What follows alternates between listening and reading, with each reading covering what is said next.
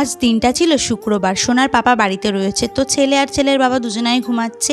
এই ফাঁকে আমি ঘুম থেকে উঠে ব্রাশ করে ফ্রেশ হয়ে এখন এই যে প্রথমেই খালি পেটে 1 মগ জল খেয়ে নেব। এটা আমি প্রতিদিনই করি। তারপর সোনার খাবারটা বসিয়েছি, সোনাকে খাইয়েও দিয়েছি। এর মধ্যে সোনা উঠে পড়েছে আর পটি করাও হয়ে গেছে, তো এই জায়গাটা একটু পরিষ্কার করে নিচ্ছি। হ্যালো এভরিওয়ান, কেমন আছো তোমরা সবাই? আশা করি ভালো আছো, আর তোমাদের ভালোবাসায় আমরাও কিন্তু বেশ ভালোই আছি। তো আরও একটা নতুন মিনি ব্লগে অনেক স্বাগত জানাই। এই জামাকাপড়গুলো কালকে কেচেছিলাম, এত ব্যস্ততার মধ্যে কালকে জামাকাপড়গুলো মেলতেই পারিনি, তো আজকে জামাকাপড়গুলো মেলে দিচ্ছি। আর এখনও তো আজকের জামাকাপড় রয়েছে, সেগুলো কাচা হচ্ছে, পরে মেলবো। আর কাল রাতে এসেছিলো আরোহী, ও সকালে ঘুম থেকে উঠে কিছু না খেয়ে মুখ না ধুয়েই বাড়িতে চলে যাচ্ছে। এত দুষ্টু হয়েছে কিছু বলার নেই। তারপরে নিচে এসে সোনা আমার কোল থেকে নামছেই না, ওকে নিয়ে একটু এই ঘরে রয়েছে। তার কারণ ওর পাপা হচ্ছে তরকারিতে ফোড়ন দিচ্ছে, খুব কাশি হবে বাইরে থাকলে, তাই ওকে নিয়ে এই ঘরে রয়েছি। তারপরে ঘরে এসে এই যে কালকে কয়েকটা ভিডিও বানিয়েছিলাম, সেই জামাকাপড়গুলো রয়েছে। আর এই শাড়িটা যেন আমার নাচের শাড়ি, তো ছোটোবেলায় এই শাড়িটার সাথে আমার অনেক স্মৃতি জড়িয়ে রয়েছে, কারণ এটা আমার মায়ের কাছে ছিল, মা খুবই যত্ন করে রেখে দিয়েছিল। এটা আবার মায়ের কাছে পাঠিয়ে দেবো।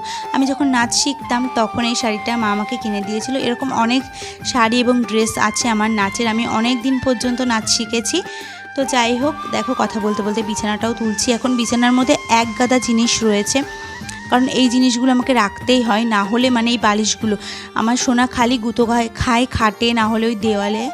সেই কারণে আমি সমস্তটা মানে এই চারিদিকে বালিশ দিয়ে গার্ড করে রাখার চেষ্টা করি। ও প্রচুর মানে ও মাঝে মধ্যেই কিন্তু এই খাটের এগুলোতে গুঁতো খায়, সেই জন্য আমি ওইভাবে রেখে দিই। তারপরে এই যে ঘরটা ঝাড় দিয়ে নিচ্ছি। আর সমস্ত ঘরই কিন্তু আমার ঝাড় দেওয়া হয়ে গেছিলো আগে, এখন শুধু আমার ঘরটা, যেহেতু বিছানাটা তুললাম আর একটু ধুলো পড়লো তাই তুলে নিলাম। তারপরে এখনও রান্না যেহেতু হয়নি, তো ভাবলাম ঠাকুরের বাসনগুলো মেজে নিই। আর ওদিকে পাশের বাড়ির মনার সাথে গল্প করতে করতে বাসনগুলো কিন্তু মেজে নিচ্ছি। এই গল্প হচ্ছিল গ্যাস নিয়ে, যে এখন গ্যাসের এত আকাল হয়েছে, গ্যাস ফুরিয়ে গেলে মানে কি খাবো, কি করব, সারাদিন কিভাবে চলবে, এটাই চিন্তা। তারপরে তোমাদের দাদাভাই ভাত, এখানে লাউ পাতা দিয়ে ইলিশ মাছ, আর এখানে করছিল সয়াবিন তরকারি দিয়ে। জানি না কে বাবা লাউ পাতা দিয়ে ইলিশ মাছ রান্না করে, আমার বরের রান্না কি আর বলবো। তারপরে শসাও কিন্তু ছিল, আর আমি খাচ্ছি।